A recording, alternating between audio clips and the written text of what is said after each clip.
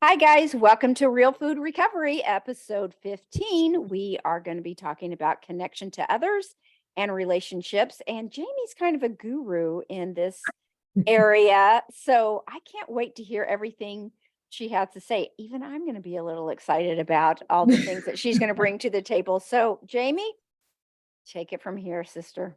Thank you. Good to see you always, Paige.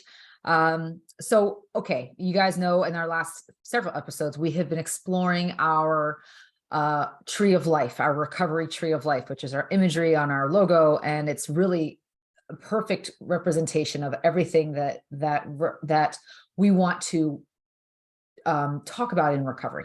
And we have our tree of life, the actual trunk of the tree is the food, right? We always talk about food in recovery from food obsession, recovery from processed food addiction. You have that food has to be the major part of the recovery tree. But there's all these other branches, and we've been talking about for the last several episodes, all of our branches. And today we are talking about connection to others. This is a continuation episode of our connection to self episode, because that is also a branch, right? Connection to self. So if we think about connection to others and relationships, there is absolutely a need to have a whole episode about how relationships affect our recovery and how recovery affects our relationships. In my 15 years of recovery, I have seen my relationships, all of them, and I mean all of them, change. They have changed in big ways. Certain people that I was very close to, I'm now not as close to anymore. Other people that I never would have imagined being in my life are in my life and are, major parts of my life. So, because my interests have changed, a lot of the ideas of the way that I like to engage with people, that has changed too. So Paige and I have a lot of experience around this topic, and some really cool things to share.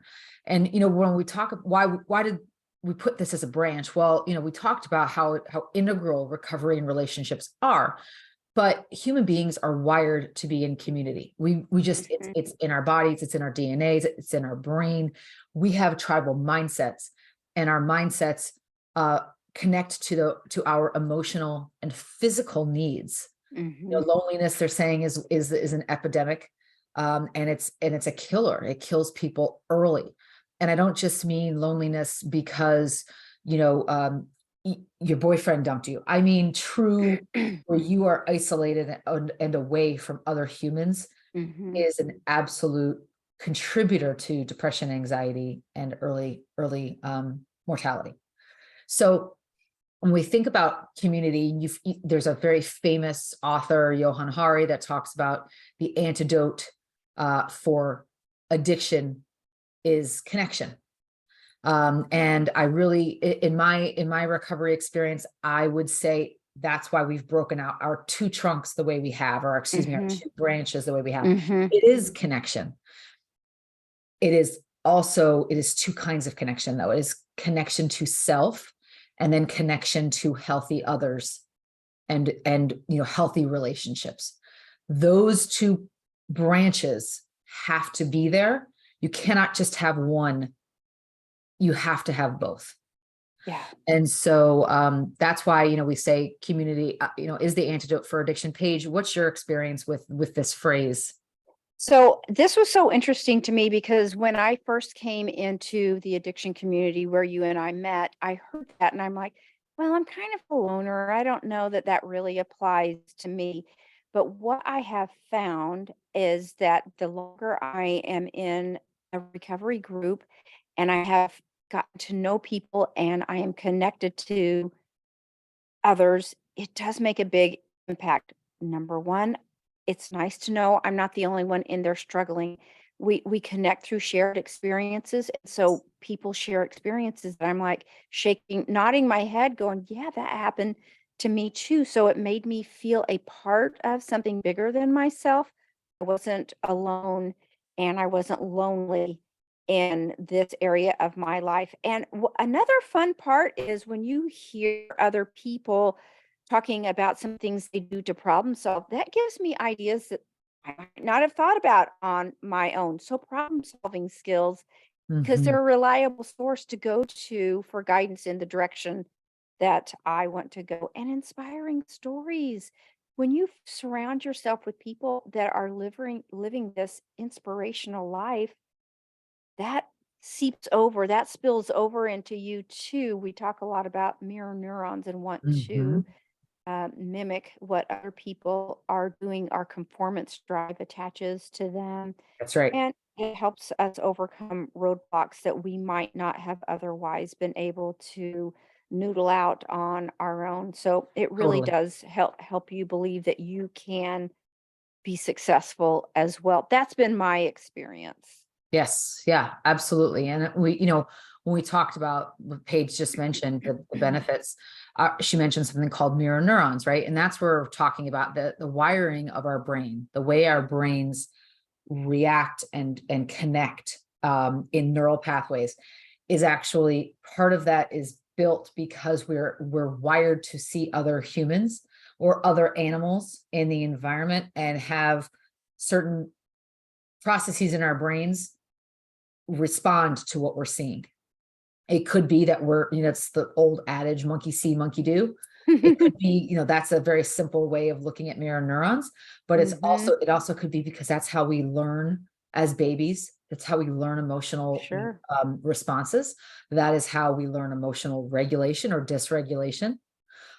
Think about it, if you're a child and you're always seeing a parent rage, you're going to believe that that's part of how people react in the world is they rage. If you're a child and you see your parent calmly responding to things and kind of going with the Hmm. flow of life, that's how you're going to grow up. And it's not necessarily only a gene thing, it's a mirror neuron thing. Hmm. So we cannot really be part of community without taking on the characteristics of that community. Yeah. And when I think about the benefits of community, the benefits for me, it obviously helps me feel less alone. I am a people person. I get a lot of energy from people, and I have to be very careful about the kind of people I surround myself with. Because while I get a lot of energy from people, I can also get my energy drained by people. So I need Mm. to be really careful about how I meter myself and the kind of people that I have around me. Smart. And that is something I have learned in recovery in the last 5 years of my recovery journey, and I'm still learning it every day. Yeah. Um, and people can provide me with comfort, they can provide me with connection, of course, but I can also provide that for myself, right? My connection to self is very strong. However, what people do is they give me the opportunity to serve and get out of myself, and Mm. when I'm in self mode, self-absorption, um, well, really any kind of negative self sort of spinning, right? Where I'm Right. sort of thinking that I'm the center of the world, or my problems are the biggest problems in the Mhm. world, which is a popular Mhm. one for me sometimes. That's where my addiction loves to be. My addiction loves to be in that space. So Mhm. if I'm in self, my addiction is thriving. Now, Mhm. I'm not saying that, healthy self-esteem and, you know, um, being self-preserving, those are all healthy versions of, selfiness, but true, selfishness, right? Where we're prioritizing our needs above everything else Mhm. at the detriment to everything else Mm. is where we can kind of get into trouble. We need to have a balance. Paige, any thoughts on that? Well, I agree with you. Well, everything you said. I mean, I'm just on the edge of my seat listening to everything you said. I mean, am I right, guys? Is she just phenomenal? There's a reason that I hooked my boat to her. I want her in my community. I'm not dumb. So yes, there are benefits to community. I talked before about how I'm a bit of a loner, and I can easily drift right into very alone time and just fill up my day without connecting to other people. But as I talked about the community, the recovery group we're in, every time I go to a meeting, where I am when I start versus where I am when I leave is completely different. There's always a bump in my baseline. I Mhm. always feel better after connection with people. So I leave with the best feeling. It's my world gets bigger instead of smaller, and I feel connected to the world. So I feel like I'm a part of something bigger than myself. So yes, there from someone who's a loner, even I recognize there are great benefits to community. Agreed. Agreed. Yep. And when we think about the right community or finding communities that are a good fit, because it is definitely a process. What would you say, Paige, about finding the right community for you? Oh, for through failure, right? I mean, trial and error. What's sustainable? Do they have the science to back up the methods of what they talk about? Right. And it's believe me, that's why you talked about relationships have changed over your span of I think you said 15 years or something like that. Yeah. Because our needs change, right? If once community doesn't fit our needs, then we start naturally seeking out things that do align with our Yes. thinking and our goals. So that's how you find the right community, trial and error, whether it's a Um, bowling team, a ping pong league, recovery, whatever, your partner that mhm. you and your partner are a community that's you try it on for size and see how it fits, and Exactly. Yeah. that's how It you is go. all about trial and error. And I really, God guided me, my spiritual beliefs guide me to the right communities, and they've guided me, my own misled beliefs have led Mhm, me to some communities that weren't great for me. mhm. But overall, I'd say the former is true, right? My spiritual connection has led me to communities. But here's the thing about communities: it's I have to remember that communities are made up of people, and people are fallible, right? We're all Mhm, human. We're all human, mhm, perfectly imperfect humans. So mhm, it's important for me to remember that the communities that I'm part of might be good for me for a time, but they might not be good for me forever. Sometimes I outgrow right. the community that I'm in. Yes. Sometimes the communities that I'm in change in ways that no longer align with my values. Mhm, Or maybe I'm changing in a way that doesn't align with my values anymore, and so I fall away from the community, right? There's the mhm, rigorous self-honesty that has to take place mhm, too. But sometimes these communities that we're part of are not a good fit for us in the long term. So it's mhm. important to know, like, where we are, where we fit is great, but allow room for growth of the community, room for growth of you, room for yourself to be challenged in a community, right? That you want Yeah, to be part of a community that makes you want to do a little bit better yeah, than where you are. You want to be part of a community where people around you inspire you, yeah.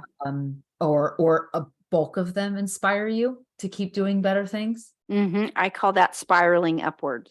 Yes. Yes. Perfect. Perfect. Yeah. You don't want to be part of a community where you are the only person leading the charge, Right.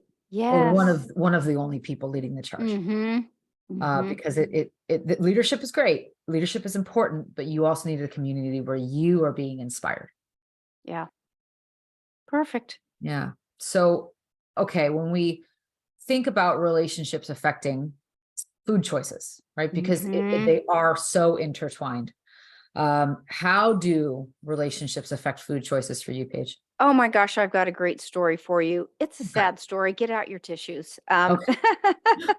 Not really, but so we just had a major holiday 2 days ago where my family gathered the bulk of my family were gathered together, and I think I'm so strong and I'm doing so good, and then I get in that where there are options that just are totally off what I like to put in my body, and before I know, I've got grandkids that are on me and they're eating these salty snacks, and before I know it my hand is in the bag and I'm like, what are you doing?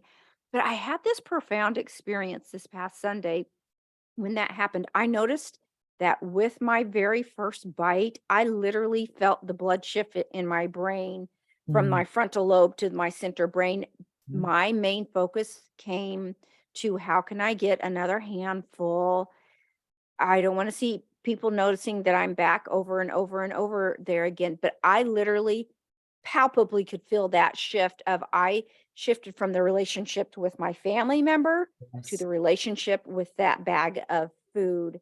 Yeah. And I was so frustrated. And in the moment when my blood flow left that frontal lobe, the braking system, the logic center, long term consequences, and fed that uh, addictive area of the brain, I couldn't stop at Right. that point. That the horses had left the barn as in Dopamine Nation, the author says, whenever you have that first bite, you lose Mhm. your ability to govern with reason. Yep. At that point, you're just governing from the pleasure pain balance. That Exactly. is exactly what happened to me. So I'm surrounded with a group that I love, but when I eat the way they do, I am totally disconnected from them. I am only focused on figuring out my need for another hit. And Mhm. so I'm working on that. So that's an area that I am a work in progress of trying to figure out how can I maintain these close family relationships Mhm. and stay true to my new way of my principles Right. at the same time. So how do they when I'm around people that aren't eating how I am, it does it's a challenge to my skills to keep my boundaries, but the one thing that is a non-negotiable for me no matter what is staying off sugar because it's a deep dive into a dark place. So luckily, there's three kinds of desserts there. I have a mother who's always offering it to me, and Mhm. I have to remind over and over, no, mother, I don't have that. So I am able to keep that boundary very firm. So I did walk away proud about a few wins, and that is still one of them. I've only got so much bandwidth Right. in those Sure. communal situations, and I was able to stay true to that, which was the most significant part for me. Good for you. Good for you. That's huge. And it's also a huge awareness that you're even seeing there's, we call them the food pushers, right? Oh, yeah. The people who are addicted in their own right Yeah. to the food will always Yeah. try to get, or addicted to anything, will always try to get us to join them. I talk about my husband. I love him dearly, but he has a screen addiction, and the Mhm. screens are something that he is very connected to. And so for him, he'll try to kind of, oh, well, let's just watch this next one. Let's just look at this next show. And it's, nope, I've got to go on to my next thing now. So, and I've been around food pushers in my family and friend circles for many, many years. I've had people ask me, you're never going to eat XYZ Right. again? Like, Right. are you crazy? And it's not anything Yeah. that I'm really interested in indulging, right? So I just kind of say, oh, well, not today. And Do I you just wanna move on. do you wanna tap on why people do push the food? Do you wanna cover that? Do you wanna take that on? Yeah, when I think about you know, for me, it didn't dawn on me why they pushed the food, because I just thought it was about me, but it's really about them. It's about them Mhm. in their addiction, Mhm. them in needing to see that they have somebody else eating with them, or Mhm. that somebody else is eating it so that they don't Mhm. necessarily feel like they're wanting it is wrong. And Yeah. it's not, I'm not here to say that they're right or wrong. What they do for them is their choice.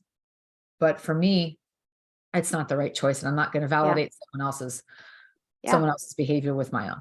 They feel guilt. They feel guilt about what they're doing. They can't they know they probably shouldn't be eating the extra dessert after a giant meal, but Yeah, it's a way to make them feel better when you join them in the exactly. activity. Exactly. Mhm. And And there's tradition and things like that involved yeah, too, but absolutely. And it's mirror neurons. It's mirror neurons. When I think about the family growing up, I'm Italian.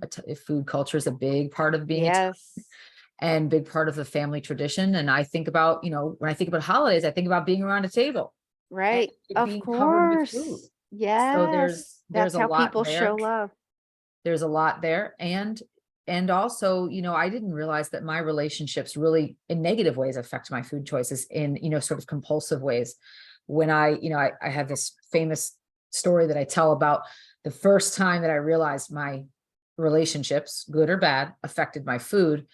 And I was probably in my 30s, early 30s. And I was past the point that I should have realized this, I think, but I was on the phone, a stressful conversation with my father. And unfortunately, a lot of conversations with him are stressful. And I hung up the phone with him and I immediately went to the pantry. I mean, and there was no need for food. I wasn't hungry. I just immediately, and it was like automatic. I just hung up the phone and reached for the pantry. And I'm like, and I stopped myself. I said, what am I doing? I ate lunch an hour ago. I'm not even hungry. And it was so clear that I was stressed about something in that conversation and I was going to seek comfort in the food. And food, it really, because I used to seek comfort from people, right? And a lot of humans do, a lot of us do. And of course, people are human and they can't necessarily know what I need and they can't provide that comfort. So what happened, I would turn at a very young age, I started turning to food because people were being people. Yeah. How dare they? Exactly. And I didn't know how to comfort myself. It wasn't modeled for me how to self-soothe and comfort. So I believe that food became my best friend and confidant. I mean, really, because it was always there. I could control when I wanted to engage with it. And when I didn't, I thought it never let me down, which of course is delusion because it was slowly, killing me. Food was slowly killing me. The foods that I was eating were slowly killing me. It was an abusive relationship like the other abusive relationships around me. Yeah. Interesting. How about when you think about food choices? You mentioned a little bit of this in your story. How did your food choices affect your relationships, or how do they? Well, I mean, one of the big things that I think is I don't go out to dinner. I don't like to go out to dinner anymore, so that affects my husband. You're good at that. I'm not great at that. I know that that's still a weak area for me, so I try to avoid that. That's part of my using my skill set of I enjoy cooking and cooking new things, so I try to keep it fun at home on the weekends. I don't cook during the week, but we try to do good things during the week. So um and what I used to make at big holiday traditional things, Mhm. I don't really make those anymore. So if that's kind of what you were implying, how does that look different? It's affected that. And I also hear my grandchildren say, "Grandma doesn't eat sugar. I'm not going to eat sugar either." But then they'll have a cookie. So they don't really quite know what sugar is, but they have heard it. They're mimicking what's come out of my mouth, that they might offer me something and I'll say, "No, grandma doesn't eat sugar." I don't ever make it more than that. Mhm. If at some point they want to ask about that, then I'll offer more. But Mhm. so it matters. It's changing. They Mhm. even yesterday, my husband was saying, you've always been trying to get off sugar, but these past few years you've been a lot more hardcore. Mhm. So in other words, you mean I've been successful finally? That's and I'm sticking to my guns because Yeah. I don't want to go back. No. I don't want to go No. back to that dark Mm-mm. place. What Nope. about I agree. Yeah, my food choices take me away from my life. They take me out of my body. They take me away from my spiritual connection. mhm. They negatively impact my relationships. The processed foods negatively impact my relationships in every way, and the healthy Mhm. foods positively impact my relationships in every way. Mhm. I've talked in past episodes about when I first moved from New Jersey to Texas, and I, living with my husband and his family, and his family includes his two kids and his father. His mother passed away a few years ago, and so his dad is fairly self-sufficient in many ways. But he, when I first moved here, had a lot of junk food proclivities, works in the fast food industry, Mm. worked in the restaurant industry his whole career. So it's just part of his daily life. Mm-hmm. But I have seen in the last 2 years his food change, and I just since I can remember, this man has always eaten for breakfast one of those packets of carnation breakfast, you Uh-huh. know, the breakfast shake. And Mm-hmm. I just remember I was just like, oh my gosh, that's just, powdered high fructose corn syrup, like in a Mm-hmm. packet. Like it was just crazy to me. And he would drink that every morning, like clockwork, every morning. And then finally I noticed he stopped buying it. And I thought, well, that gigantic yellow box isn't in the pantry anymore. I wonder what's going on. And then he was telling his son that, he telling my husband, oh, I tried this new stuff. It's, superfood, and it's, got all this stuff in it. Now it's still really processed, and it's not my first choice for me, but for someone like him who's coming off of, you know, kindergarten style food, right? Where it's all just, high fructose corn syrup and additives and preservatives, going to something that is plant derived and really, filled with a lot of healthy ingredients, um, is a big shift, a Yeah. big shift. And I'm just thrilled for him, you Yeah. know, for him to make that shift, is pretty incredible. Yeah. And especially the man is 80. We're not Yeah. Oh, that's talking about a huge. spring chicken. Yeah, I will tell you that my dad, who's 82, both my parents are 82, has started making more salads all of a sudden. And I Mhm. knew it because, and he is a big connoisseur of McDonald's. That's his favorite thing. Uh-huh. But Yep. he has started making more salads. And I knew that because he would take pictures and text them to me. Look at my salad with my beets and my oranges and my chicken and cottage cheese. Great, Dad. Yeah. And finally I said, what's made you start doing Hmm. salads? He said, "You." So that made me feel very good. So that quiet example does help. And one Mirror other thing neurons. yeah, one other thing I was going to say about relationships with my personal relationships with girlfriends, they know I don't go to lunch. I don't want to go out. I don't need to go out to lunch. But they do know I'm huge about taking a walk. So anyone that wants to socialize with me, I am down for a walk anytime. And you know what? It really weeds out who is your friend and who's not, That's right. and you find out who wants to actually spend time with you versus join together and to get high together off of, Processed food. yes. Yeah. And I've seen in my recovery too, that has changed for me. I have friends that are active friends, and I have communities of friends that are very active, or they're traveling, or they're motorcyclists and road trippers. And these are like, but they're not about the food on the road trip. They're about the road. They're about the journey. They're about what can we see on the journey, well, who can we meet on the journey, pictures and memories can we make and create on the journey. Those are my people now. I have, when I was part of gym communities, I had many friends in the gym community that we would do things with, and they were always active outside of restaurant kind of things. And I will say that I am very social here in my day-to-day life. I have a lot of friends that I see on a weekly basis, and we do dinners together a couple nights a week. And I'm very, very careful about the restaurants that I choose. Mhm. There will be a lot of information about this, guys, about how to navigate restaurants and recovery. We will do a whole episode on it.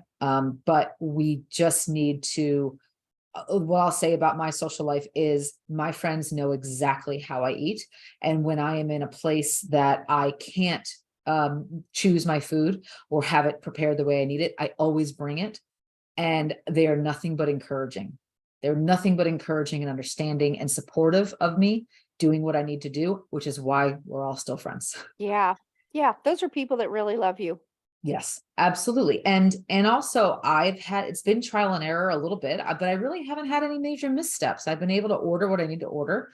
I even Mhm. have restaurants I go to that have dishes named after me on the menu, The because Jamie dinner. I order so specifically. So it's called Jamie's special salad on the menu, and it's Nice. specific configuration of ingredients, and this off and that off and this added and that added. And they put it in their computer because I was always coming in and ordering it that way. So, there are ways to do it. Making friends with the restaurateurs, right? Choosing those small family-owned establishments that frankly have the better food anyway. And, you can order the way you want. And it's like going to family's house and they cook for you.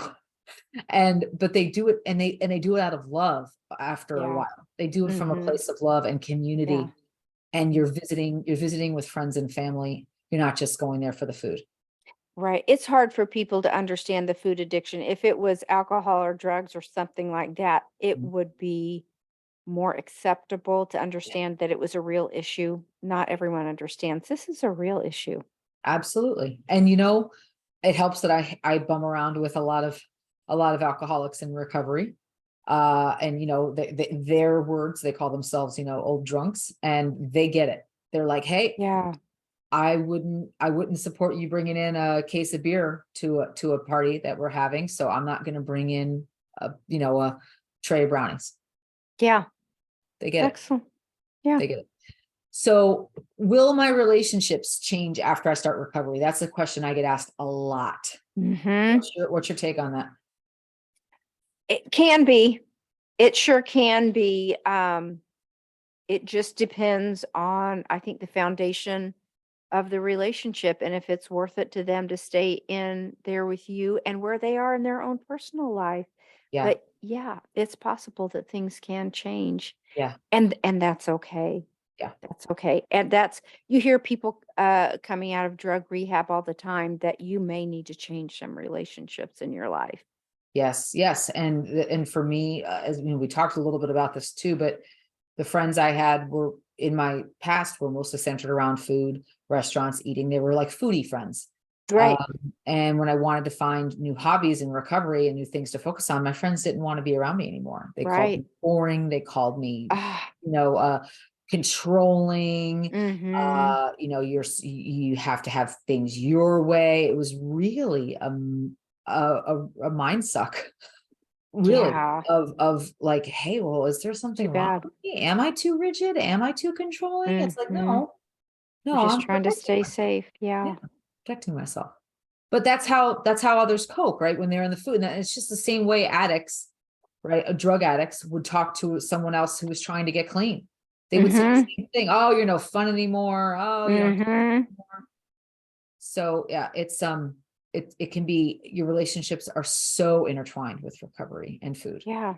What tools do I need to navigate relationships in recovery? What do you think, Paige? Oh gosh, understand that this is change for them too. So it takes patience, approaching with love. I have a one-liner that I try to start out with the people that I love, and that is, because I love you so much, I need your help with my new health goals. Yeah. Because our relationship is so important to me, I really value your input. So it seems like when you approach that with a soft, loving, tender, kind reach, Yeah. that it makes the message palatable for the receiver and it helps them be on board versus, you got to quit doing that. You're killing me, man. You make it so hard. Agreed. So I have just found that the soft answer keeps people off the defense Yeah. and turns them into your biggest cheerleader. Yes. Yes. Yes. Agreed. And again, I love, I've watched several talks about sort of, getting along with others who don't have your same goals. And it is, there's lots of way, I kind of call it like an evading kind of thing where I'll just be like, oh, just for today, I feel really good. Sometimes I've said, to others about my food choices and changes. My doctor really wants me to have a focus on this, and that's what I'm doing. Just kind of, it helps me remember that I can use tools to keep myself safe without offending anyone else and making it about their choices. Yes, that's it. There are four big rocks that we talk a lot about in relationship recovery, because what happens is, we talked, before about how, for me, and Paige, you mentioned this too, when I was seeking comfort in relationships and didn't get the comfort in relationships, I would turn to food. And Paige, you had sort of the opposite effect where you were coming out of the food and focusing on your relationships in healthy ways. Mhm. But food addiction, any addiction, right? The opposite side of that addiction coin is usually codependency, where you're looking to feel better based on what the circumstances and people are around you. Mhm. And so, if things are going well, or if people are behaving a certain way, you feel good. And Right. the opposite is also true. So it's really important to understand the codependent dynamic in recovery, Mhm. practice boundaries, to practice detachment, acceptance, and forgiveness of self and others. Those are 4 non-negotiable tools, which we will talk a lot about in future episodes, Mhm. around relationships in recovery. So, and we're going to talk a little bit more about those in a second. But Paige, have you found that being off processed foods, you're more comfortable setting boundaries? Speaking of boundaries, Oh and my gosh. Sorry. yeah, no, go ahead. I'm so you couldn't even get the question out. I'm so excited to answer this. It's like, hurry, finish. But yes, oh my gosh, yes, yes, yes. I never set boundaries before I was in recovery, especially with my family. I had this mindset that I just thought because this is blood relation, I just have to accept the way it is no matter what. I now know I have to set boundaries because one of the biggest things that I've learned in recovery is my number one priority is to keep myself safe. Mhm. And part of that is not taking on others' emotions. And I'm not perfect at it, but I'm better at it as I practice. But I absolutely, my first job, I have to keep myself safe. I'm no good to myself or anybody else if I'm not in a good place. So what are we doing here? And if I don't have boundaries, I'm just the shell of a person. How interesting am I? If I'm just whatever you say, that's okay. That's what we'll do. Who wants to be Exactly. around a wet blanket like that? So no, I've got my own ideas and I no longer just go along just because it's family and I've learned to speak up for myself and have boundaries. What about Yeah. you? Yeah, that's something that's new to me in the last several years, is having boundaries. I used to, whenever I was faced with a problem or a dilemma in my head, I would pick up the phone and call someone to try to get Mhm. their input, because Mhm. I truly believe that other people knew better than I did. I didn't Mhm. have a spiritual practice. I didn't, really actively, have a connection to God. So for me, it was all about people. And if people, of course, had their own opinions and experiences, and they would be completely fallible, as they should be, I would be constantly let down and be resentful and untrusting and just really, really wishy-washy, because I was looking to people for ease and comfort all over the place. I did not have my own views and preferences. I was opinionated, but I did not truly know who I was. And that's what we talked about in our last Mm. episode, connection to self, is finding out who I was a big part of my recovery. But my food recovery has led to my codependent recovery. Some of the best lessons I'm learning and applying in this phase of recovery are acceptance, Mm. forgiveness of myself, forgiveness of Mm. others, detachment. Forgiveness and detachment were never things that were taught to me. Other people affected me growing up, just like other people affected members of my family, and I affected members of my family. So that's what was taught to me. So that's what I thought was normal. I didn't understand that wasn't healthy or normal dynamics. And so when I think about using these tools of acceptance, accepting what is, even if I don't like it, doesn't mean that I condone it. It means that I Right. accept it. It doesn't mean that I Right. that I would approve of it. It just means that I accept things, accept reality, forgive others for when they misstep, and forgive myself for when I misstep, and Mhm. detach from others' behavior, good or bad. Mhm. It doesn't matter. Other people's decisions are what they feel is best for them in that moment, and it's none of my Mhm. business. So Mhm. these tools allow me to keep peace, serenity, and which ultimately connects to keeping my craving brain right, keeping that Yes. blood flow in my frontal lobe instead of in my amygdala. There's the big statement of the hour, right? Beautiful. Yeah, This has been great. I know. I know. We're lucky. We're lucky. Yeah. So, I did get one viewer question page that I don't think we really covered in our conversation, but we had a viewer that wrote in and asked, after recovery, are you better able to have joy for others versus envy when they accomplish things? I'm fine that I'm a Mhm. very envious person. Will this change as my food changes? It's a good question. What's your experience? I think better. Absolutely, yes. When you are happy, it's much easier for you to tap into joy without making yourself feel small or insecure. I have a girlfriend, Jennifer. She's my BFF, Jennifer, and she's much better at tennis than me.